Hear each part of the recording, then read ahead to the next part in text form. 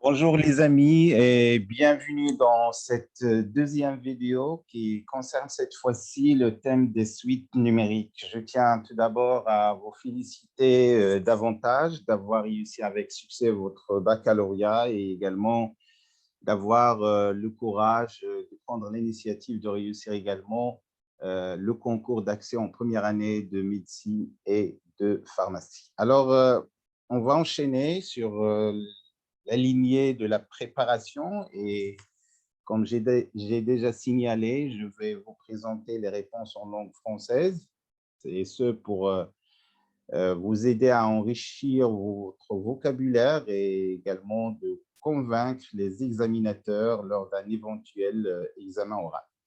Alors, en ce qui concerne les suites numériques, c'est un chapitre, bien entendu, bien aimé par la majorité des élèves.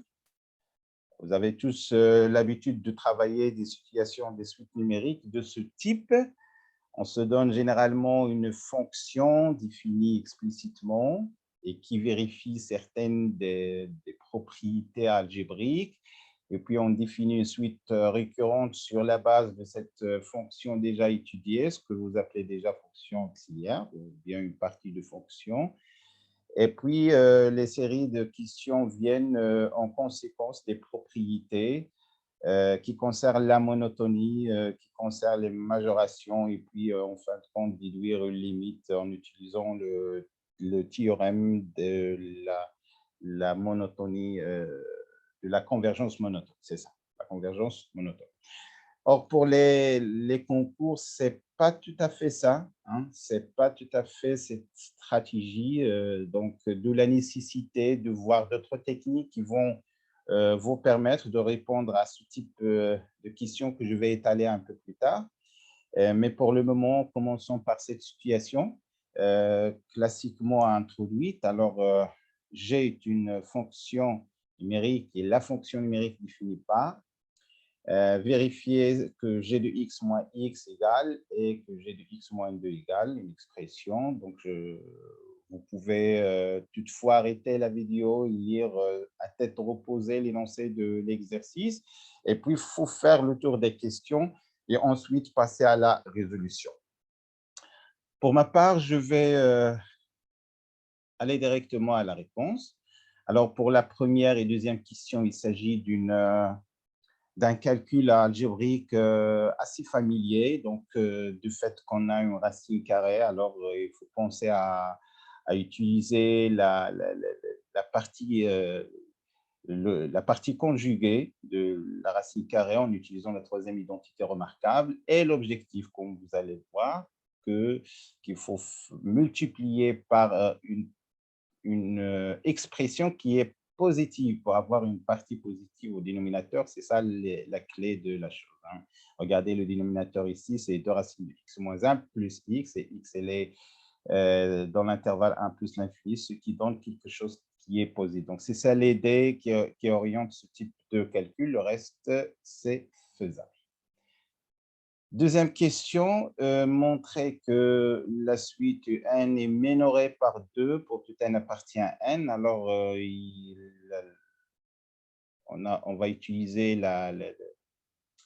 le raisonnement par récurrence, hein. Donc, le principe de récurrence par ces trois étapes classiques, l'initialisation, et puis l'hérédité, enfin la conclusion.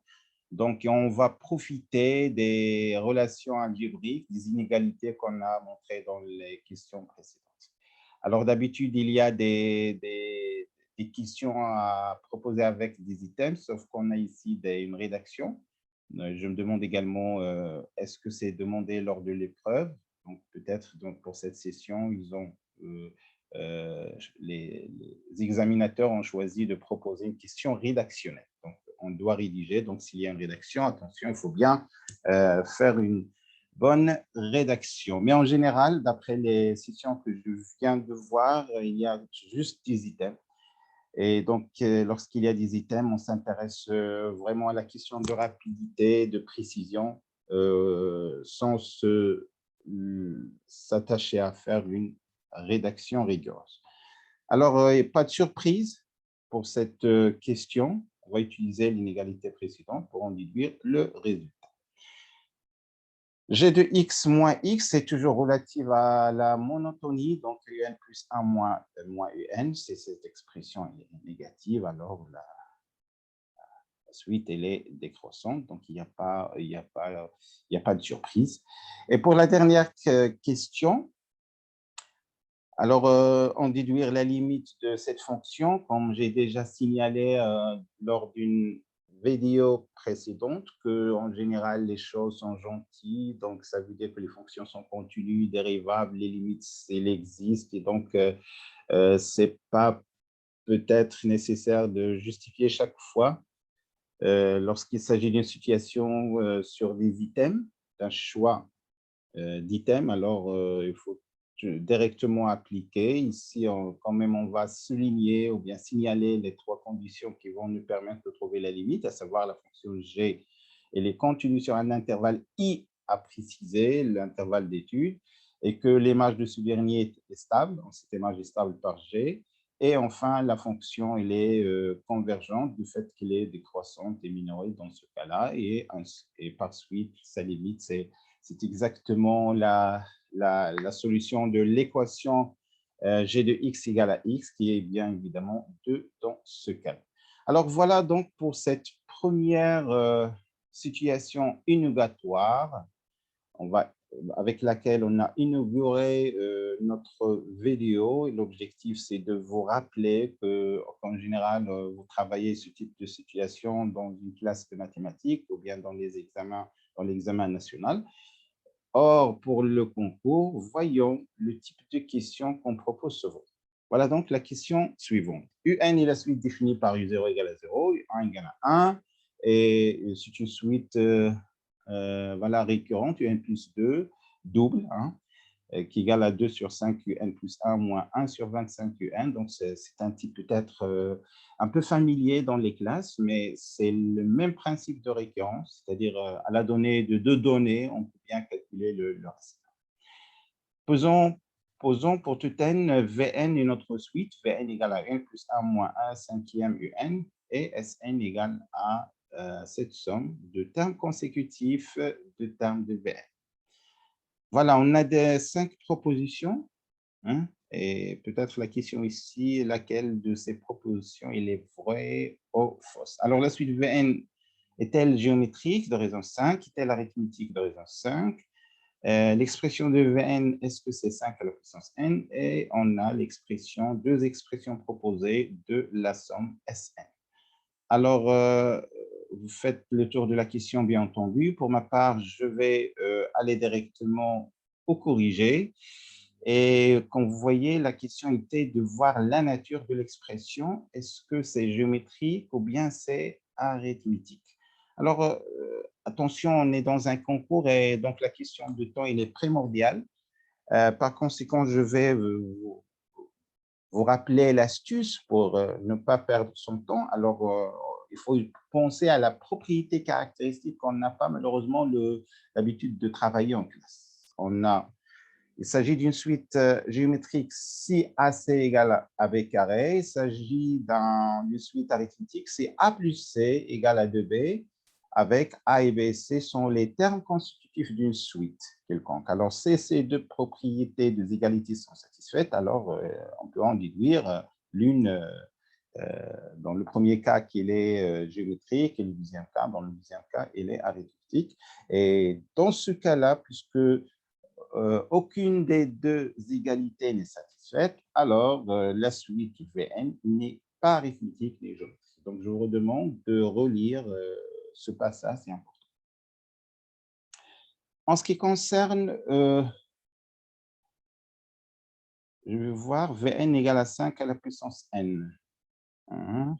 D'autre part, on a V1 égale à E2, voilà V0, V1, vérifions que Sn. Voilà l'idée, hein, je vais vous donner l'idée de la chose. Ici, on propose de calculer Sn. C'est bon, de choisir l'une. Alors, bien évidemment, regardez que notre fonction ici, en fait, notre suite n'est pas géométrique, mais arithmétique. Donc, on ne peut pas parler des résultats de cours qui sont strictement relatifs à ces deux types de suites. Et donc, qu'est-ce qu'on va faire? Alors, ce que je vous propose tout simplement, c'est de donner une valeur, par exemple S2, puisque la propriété est proposée pour tout n dans n, prendre S2. S2, c'est V0 plus V1, plus V2, si vous voulez. Et puis, on va calculer simplement V0, V1 et V2 et faire la somme. Et puis, calculer de l'autre côté le S1, ou bien le S2, vous voulez, et voir est-ce qu'on a trouvé la même égalité. Si ça marche, ça marche. À partir des deux. Je ne sais pas si vous avez compris ce que j'ai mentionné, mais par exemple ici, j'ai calculé, j'ai trouvé que c'est 6 sur 5, 6 sur 5 d'un côté. Ah oui, voilà, j'ai calculé S1. Alors, S1 d'un côté, c'est V0 plus V1, c'est un calcul simple, il m'a donné 6 cinquièmes. Et de l'autre côté, j'ai remplacé 1 par 1 pour trouver 6 sur 5. Et donc, j'ai directement trouvé la bonne solution. C'est important, cette astuce. On passe à l'autre question. Donc, voilà, comme je vous ai déjà signalé, que la nature des questions qu'on propose dans ce type de concours est un peu non familière. Ce n'est pas les mêmes questions qu'on a l'habitude de voir en classe. Par exemple, ici, on se donne une suite arithmétique avec U2 plus U3 plus U4 égale 21 et U6 égale 25. Alors, le premier terme, U0 égale, est-ce que c'est moins 50, moins 52, moins 16, moins 11, 1 ou bien moins 10. Alors, à ma connaissance, la filière des sciences économie et gestion ont l'habitude de travailler ce type de questions. Bon, mais pour les séries sciences mathématiques et sciences expérimentales, c'est rare qu'on trouve ce modèle d'exercice. Alors, qu'est-ce qu'on va faire? La suite étant arithmétique. On va donc l'écrire, exploiter sa forme, pardon, ça forme l'écriture du terme général. Donc, UN égale à U0 plus NR, avec R, bien évidemment, et la raison de la suite. Alors, U6, c'est U0 plus 6R. Et donc, le petit r, c'est-à-dire la raison, c'est 25 moins U0 sur 6. Donc, on va remplacer, hop, puisqu'on a la somme égale 21, et ça va nous permettre de calculer U0. Donc, une fois qu'on a trouvé U0, donc U0 égale à moins 11. Bien. On passe à la question suivante. Cette fois-ci, on considère la fonction numérique définie par f de x égale à 1 plus 2x plus 3x carré, ainsi de suite. Alors, la valeur de f moins 1 est. Qu'est-ce qu'on va faire? Voilà ce que je vous propose. Bien évidemment, ce que je vous propose, on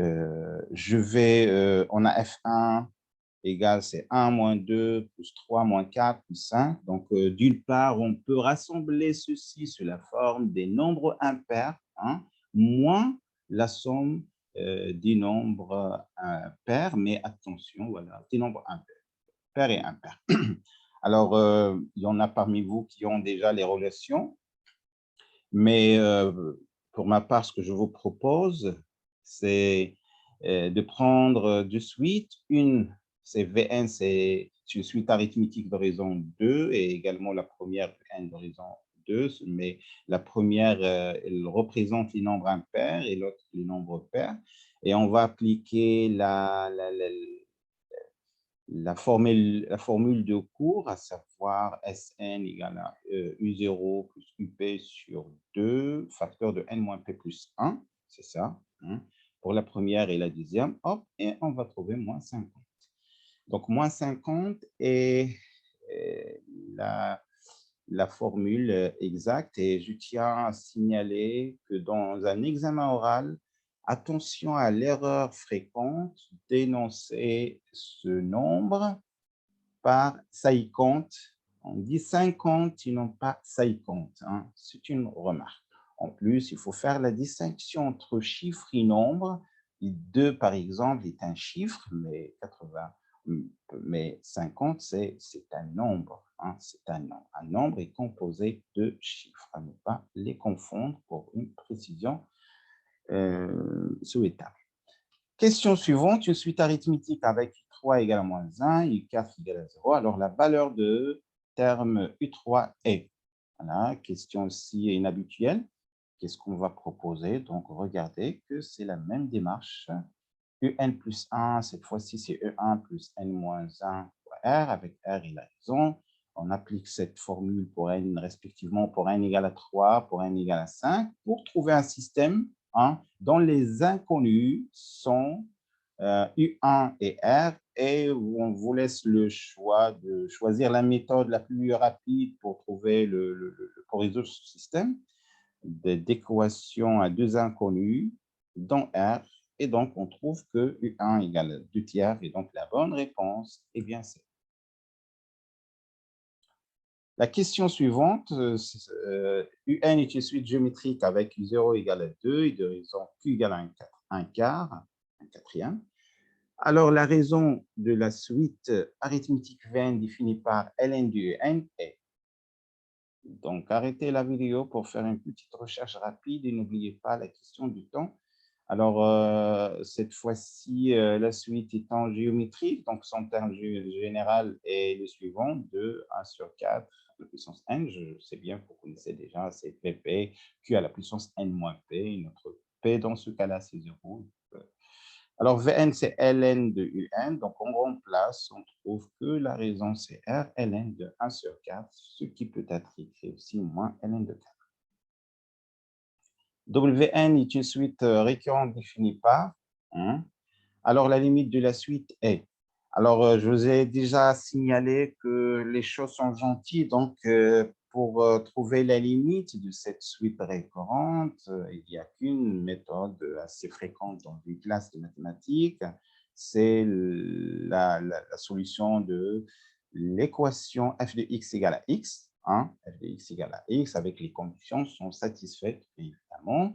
Sauf qu'ici, on a trouvé deux valeurs, mais attention à la limite. On sait que si la limite existe, elle est unique. Donc, laquelle de ces deux limites on va choisir?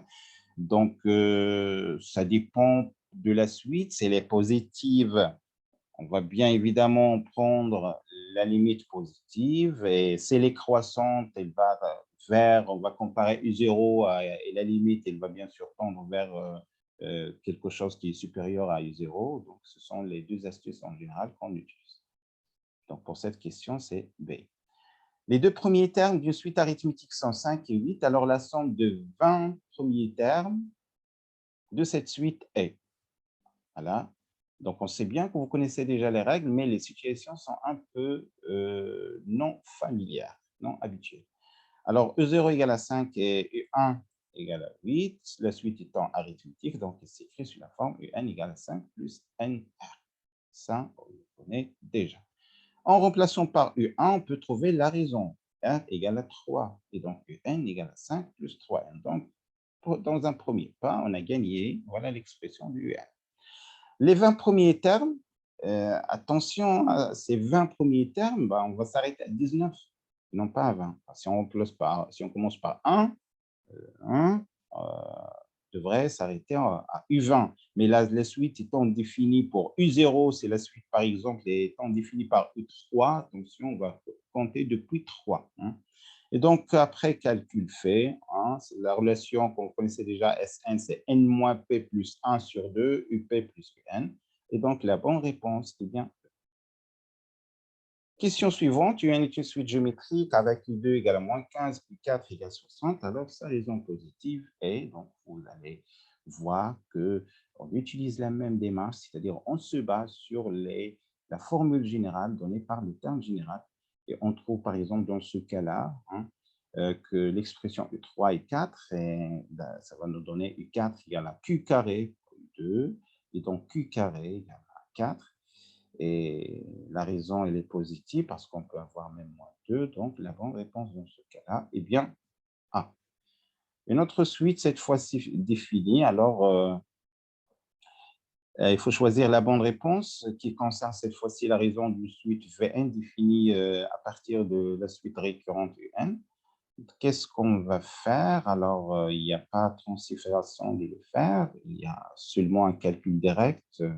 On doit calculer Vn plus 1 et espérer la trouver en fonction de Vn, ce qu'on a trouvé ici. Donc, il s'agit bien d'une suite géométrique de raison 2. Question suivante, UN est une suite arithmétique. Alors, si U3 jusqu'à U10 égale 672 et U7 est donné, alors U3 vaut combien? Voilà, donc voilà les données. D'une part, on va utiliser l'expression de la somme. Voilà, U3, U10 qui se cache. Et on a trouvé une équation satisfaite par la somme de U3 et U10. D'une part. D'autre part, on peut écrire le terme général. Donc, U10, c'est U3 plus 7 R. Et on remplace pour trouver U3. Donc, vous voyez, donc, il faut s'habituer à ces techniques. La somme S vaut, alors qu'est-ce qu'on va faire? Il faut traduire cet énoncé en termes, en vocabulaire de suite numérique. C'est ce qu'on va faire. Donc, je vais considérer une suite numérique qui est définie par UN égale moins 1 à la puissance n plus 1 sur 2 à la puissance n. Et donc, écrire la somme proposée en nombre, ensuite, de termes consécutifs d'une suite bien connue, qui est une suite géométrique d'horizon moins 5 de bi. Et on remplace, on trouve que la bonne réponse est la réponse E. Question suivante, UN est une suite géométrique avec U2 égale à 3, U5 égale à moins 24. Alors, la raison de la suite, laquelle parmi les items proposés. Alors, la démarche maintenant, elle est classique. On commence par écrire la formule générale, donnant le terme général de UN plus 1. C'est UN plus 1, en fait, ce n'est pas le terme général ici, hein, ce n'est pas en fonction de N, mais c'est une suite récurrente, suite géométrique UN plus 1 égale à Q. UN, si la suite était arithmétique, on va utiliser N plus 1 égale à R plus UN.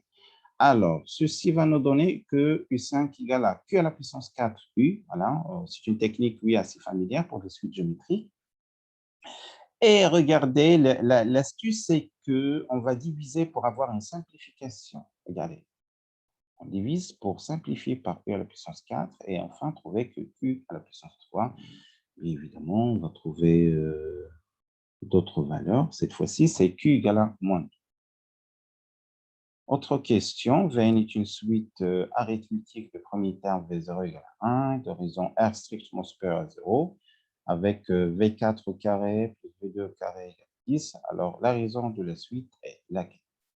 Donc, arrêtez la vidéo pour faire votre tour de recherche et puis suivez avec moi pour la proposition suivante. Alors, regardez, V1, c'est 1 plus NR, et donc de manière générale, et donc V4 égale et V2 égale.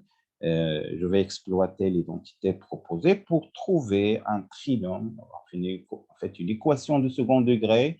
On va utiliser le discriminant pour calculer, pour trouver les deux raisons. Je mentionne ici que si la calculatrice scientifique est autorisée, alors mieux utiliser la technique rapide qui nous permet de trouver très, très rapidement les solutions d'un trinôme de second degré, d'une équation de second degré, sans se perdre le temps, pas en résolvant ceci. Voilà donc, et on va prendre la raison positive. Autre question, Wn est une suite récurrente définie par, alors la limite de Wn. Alors, qu'est-ce que vous en pensez? On a déjà pratiqué un exemple semblable.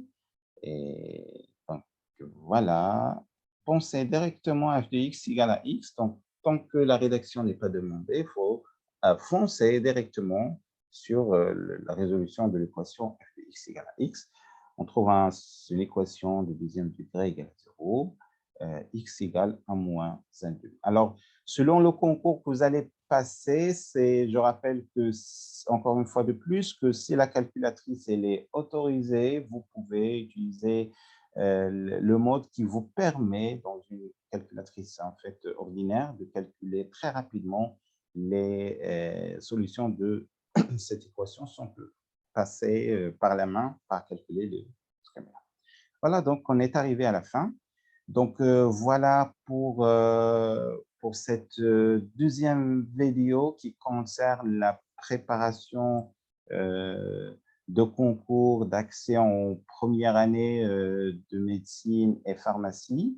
On a abordé le terme des suites numériques et en parallèle, je vais poster une autre vidéo, mais cette fois-ci pour les candidats qui vont passer les concours de l'ENSA, et dans laquelle, sur la même thématique, sur le même thème, je vais exposer les suites numériques, mais vous allez voir que le degré de difficulté, disons, le niveau d'habilité souhaité, il est un peu élevé pour le concours de l'ENSA. Vous pouvez enrichir aussi vos connaissances en voyant l'autre vidéo. Donc, d'ici la prochaine vidéo, excellente journée et bonne continuation.